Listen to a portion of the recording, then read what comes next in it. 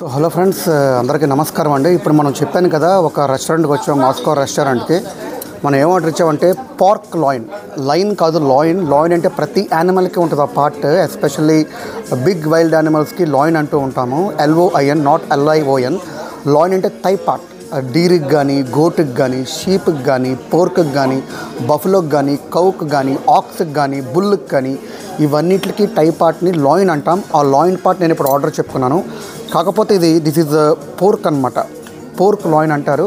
దాంతోపాటుగా tomato and potato veggies కూడా ఉంటుంది. ఈ రెండు కాంబోలో కలిపి తింటే దాని టేస్ట్ ఇంకా బాగుంటుంది. సో ఇది ఒక ఫేమస్ డిష్ అనమాట ఈ కంట్రీలో.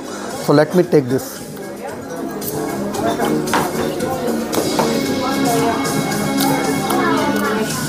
స్పైసెస్ తక్కువ ఉంది, పోర్క్ అయితే బాగుంది.